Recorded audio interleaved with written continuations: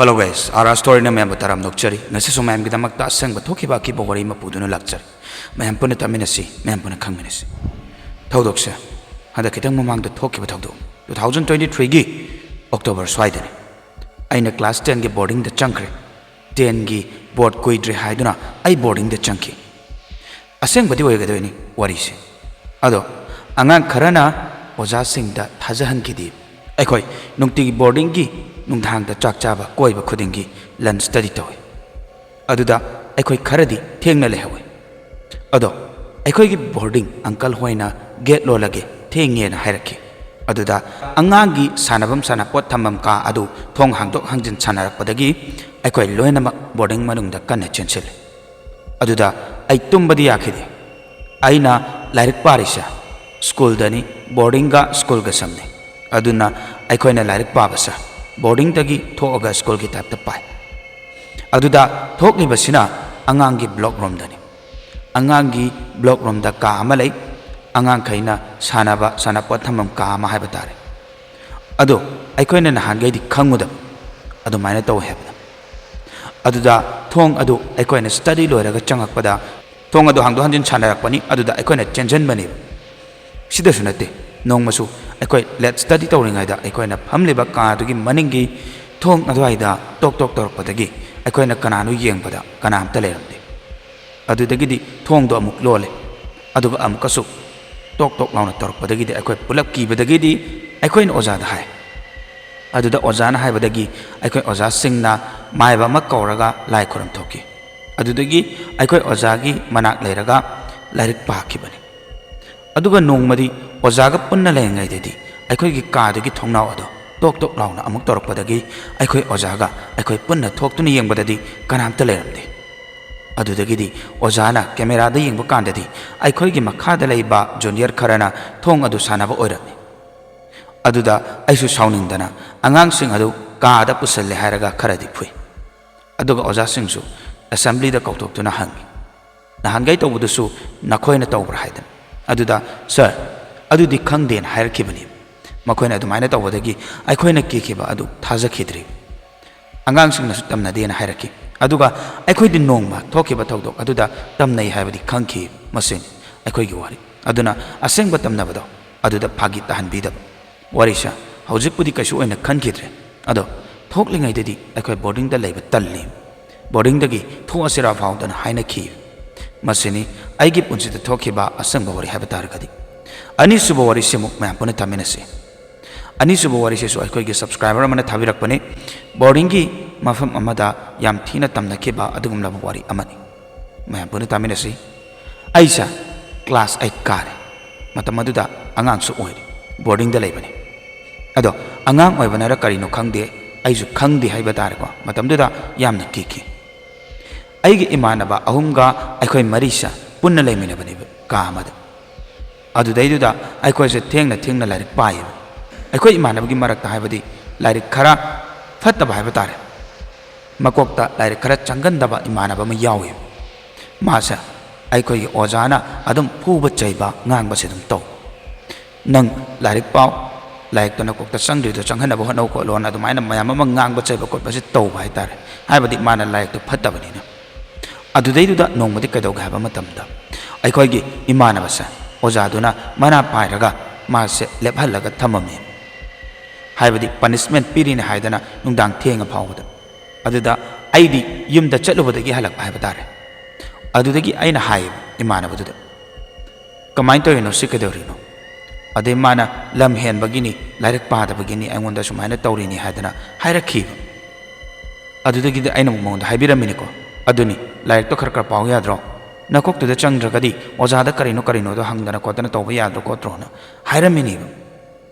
nangdi lairik paningdabani na lehuro aidi changage manungda kaina dumaina hairamaga aisha manungda changi e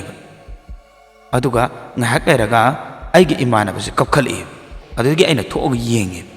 aigi imanaba ani duga tho yenga kanda masa asengmagi kappaga leramani adudaiduda aikoina kaidawrage na hangbani adamana akoigi steer aduda angang macha amakak chankhalai aduga aigi mamangse sammaga chatkina hai angang macha dusu kamaina tawge na hangba matamda akoi firol thok thok angang hai batar चाही अहुम मरी सुमाइना सूरबा अंगांग अमनेना हाय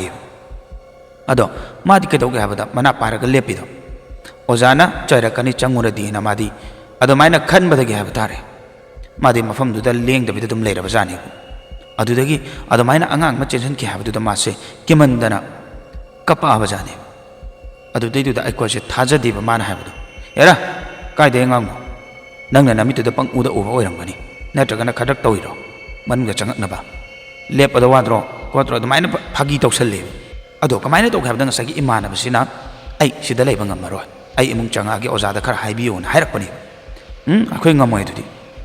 नंगसे अमोय coin अदु हाइरोइना अखोय ओजाना चेरकनी अदु सरपुदिना लेपो ओजा लागा चंगो higher कांदा दुम चंगो अदुमाइना हाइरम ले हारगा अखोय जामु चंगी माजे लावरगा ले होय आइसु चंगके आई किजैये अदुगा अखोयसु अखोयगी लाइक पागदबा खोटकदबा तौगदबा सिंगदो लोइना तौरगा लेरे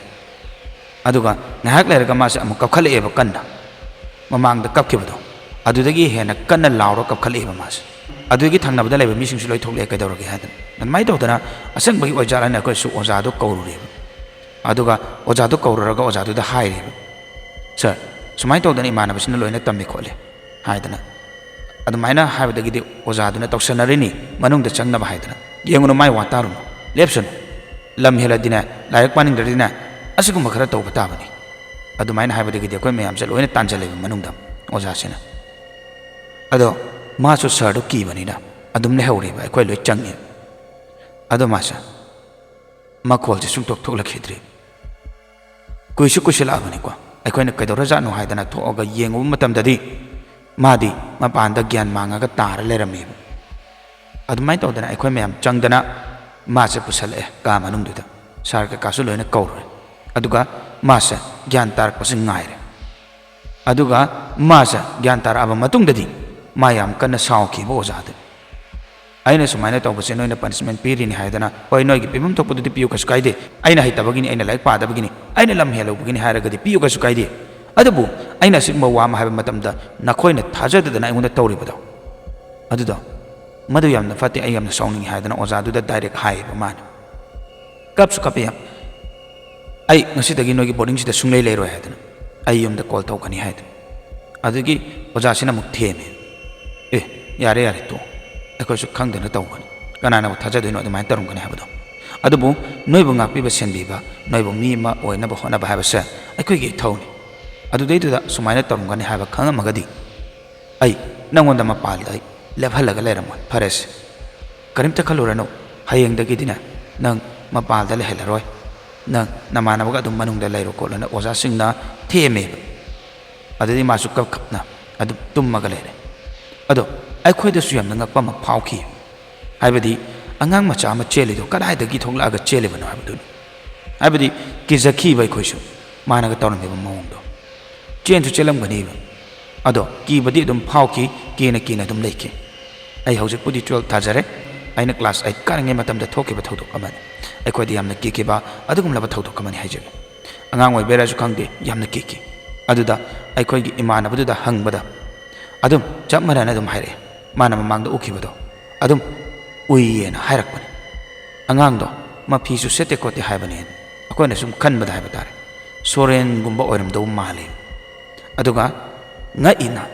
soren oiraga su akhoi gi yumlak to da mi myam leba marak to da karai da gis chadu da kakhala ko chen sanari no asisu angak pa thaudo kamani masigumba mayam sa thokta banate kanagumba amadadi thokal liamna ugal liamna laigumba se aduba kanagumba amadana ugandeba aduruna sumaina asengba mi amana kanagumba amana haiba tare akhoi gi kijai aigi mitta si ui adu tawrena haiba thoklabadi maduda thajabi da tawbigano haibadi mana hairido asengba ubagi hairamba suyai ado thajaragadi aikoina masa karino tokpidana lai khuram thokpidana section thorang lowbi haidana thajabidragadi ngasai gi imana bado wan tharaga taramido karigumba laibak thibadagi siramo kanana lawgada badaitana aduduna haijaning badi ure tamnare adu tawre na haiba matamda haijanabam ta yawroi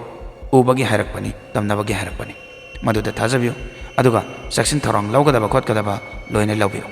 madana kodong thibadagi kalhogani habasa ꯃꯌꯥꯝꯒꯤ ꯍꯝꯗ ꯊꯝꯖꯔꯒ ꯉꯁꯤꯒꯤ ꯋꯥꯔꯤꯁꯤ ꯃꯇꯥꯡꯁꯤꯗ ꯂꯣꯏꯁꯤꯟꯖꯔꯒꯦ ꯑꯗꯨꯅ ꯑꯁꯤꯒꯨꯝꯂꯕ ꯑꯁꯪ ꯑꯁꯪꯕ ꯋꯥꯔꯤ ꯑꯩꯈꯣꯏꯒꯤ ꯆꯦꯅꯦꯜꯁꯤꯗ ꯍꯥꯞꯄꯤꯅꯤꯡꯕ ꯂꯩꯕ ꯇꯥꯔꯒꯁꯨ 9774505165 ꯍꯥꯏꯔꯤꯕ ꯅꯝꯕꯔꯁꯤꯗ WhatsAppꯇ ꯄꯥꯎ ꯐꯥꯎꯕꯤꯔꯛꯎ ꯑꯗꯨꯒ ꯑꯗꯣꯝꯅ ꯍꯥꯞꯅꯤꯡꯂꯤꯕ ꯋꯥꯔꯤꯁꯤꯡꯗꯣ ꯑꯗꯣꯝꯒꯤ ꯐꯣꯟꯒꯤ ꯅꯣꯠꯁꯇ ꯏꯊꯣꯛꯄꯤꯔꯦ ꯍꯥꯏꯔꯒ ꯑꯩꯈꯣꯏꯒꯤ WhatsApp ꯅꯝꯕꯔ ꯑꯗꯨꯗ ꯀꯣꯄꯤ ꯄꯦꯁ ꯇꯧꯁꯤꯟꯗꯨꯅ ꯊꯥꯖꯤꯟꯕꯤꯔꯛꯎ ꯑꯩꯈꯣꯏꯅ ꯁꯨꯡꯁꯣꯏ ꯁꯣꯏꯗꯅ ꯑꯗꯣꯝꯒꯤ ꯋꯥꯔꯤꯁꯤꯡꯗꯨꯕꯨ ꯑꯩꯈꯣꯏꯒꯤ ꯆꯦꯅꯦꯜꯁꯤꯗ ꯍꯥꯞꯄ ꯉꯝꯅꯕ ꯍꯣꯠꯅꯖꯔꯛꯀꯦ ꯑꯗꯨꯗꯤ ꯉꯁꯤꯒꯤꯗꯃꯛꯇꯗꯤ ꯀꯥꯏꯅꯔꯁꯤ ꯃꯊꯪꯒꯤ ꯋꯥꯔꯤꯗ ꯑꯃꯨꯛ ꯃꯌꯥꯝ ꯄꯨꯟꯅ ꯊꯦꯡꯅꯔꯁꯤ ꯌꯥꯏꯐꯔꯦ